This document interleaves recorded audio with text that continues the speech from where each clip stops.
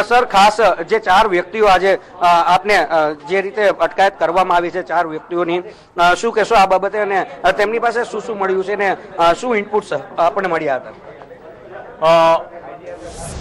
4 વ્યક્તિઓ આજે જે અત્યારે પૂછપરછ જેની ચાલી રહી છે, 4 વ્યક્તિઓ જેને આપણે કહીએ કે પૈસા લઈને કોઈની હત્યા કરવા માટેના એક ભાગરૂપે આ તરફ આવી રહ્યા હતા.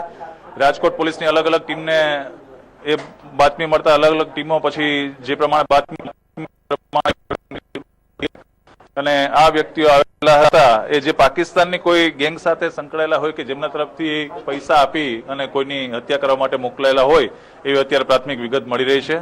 એક પિસ્ટલ, 6 જીવતા કાર્ટીસ, 2 છરીઓ, જુદી જુદી નંબર પ્લેટ તથા સાથે સાથે અલગ અલગ મોબાઈલ આ તે એવી બધી વસ્તુ અત્યારે મળી છે. વધારે પૂછપરછ ચાલુ છે. સર, ખાસ કરીને જે રીતે પાકિસ્તાનથી ગુજરાત સુધીનું કનેક્શન મળી આવ્યું છે, તો તમામ ગુજરાતની પોલીસ દ્વારા પણ આની ક્યાંક સઘન પૂછપરછ હાથ ધરવામાં આવશે. કેવી રીતે ગુજરાતમાં પ્રવેશે આ તમામ વિષયો ઉપર ચકાસણી કરવામાં આવશે.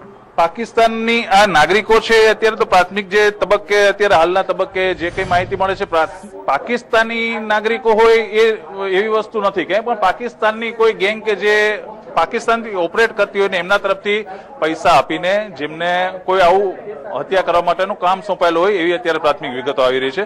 છતાં પણ જ્યાં જ્યાં જરૂર પડશે ગુજરાત પોલીસ એક જ છે. જે ટીમો જે લેવલે જરૂર પડશે ત્યાં ગુજરાત પોલીસની જે ટીમ જે પૂછપરછ જેની જે કરવાની હશે મુજબ કરશે. સર, ખાસ કરીને જે રીતે પાકિસ્તાન દ્વારા જે આ 7 શૂટરોને હાયર કરવાની વાત છે, તો મહારાષ્ટ્ર તરફથી પણ ક્યાંક નાસિકથી આ લોકો બેઠા છે, તો એવું કહી શકાય કે મહારાષ્ટ્ર કનેક્શન સીધું સામે ક્યાંક આવતું હોય? આ હજી માત્ર જે પ્રાથમિક પૂછપરછમાં જે વિગતો મળી છે એ જ આપને જણાવી રહ્યા છીએ. જેમ જેમ પૂછપરછ પછી જેમ વધારે માહિતી મળતી જશે એમ વધારે કંઈક સ્પષ્ટપણે કહી શકીશું. સર, રાજકોટમાં અગાઉ પણ બોમ્બ મળ્યો હતો અને ત્યારે પોલીસને સફળતા મળી હતી. ત્યારબાદ એવું માની શકાય કે રાજકોટમાં વધુ એક ગુનો બનતો રાજકોટ પોલીસે અટકાવી પાડ્યો છે.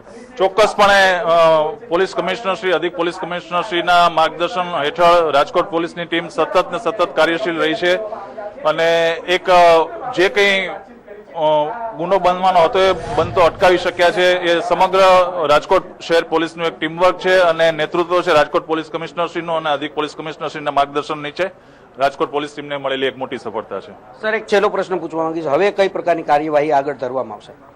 જે કંઈ નિયમ અનુસાર છે પૂછપરછ કરી એમના જે કંઈ આગળ કાયદા અનુસાર જે કાર્યવાહી છે કાર્યવાહી હાથ ધરવાની રહેશે.